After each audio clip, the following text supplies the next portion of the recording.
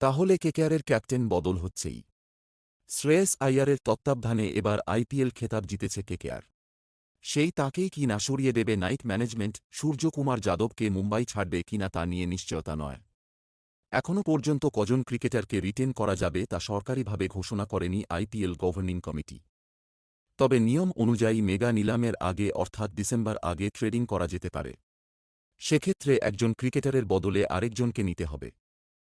সূত্রের খবর, রোহিত সূর্যদের মুম্বাই ছাড়ছে কি না সেটা প্রথমে দেখতে হবে।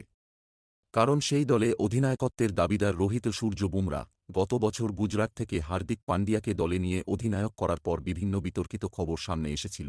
তবে দেখার শেষ পর্যন্ত মুম্বাই কাকে অধিনায়ক করছে এবং কাদেরকে ধরে রাখছে। তবে জোর জল্পনা, রোহিত সূর্যের মতো ক্রিকেটাররা যদি দল পরিবর্তন করেন, সেটা ট্রেডিংয়ের মাধ্যমেই হওয়ার সম্ভাবনা। নিলামে না উঠে ট্রেডিং, সেটা করতে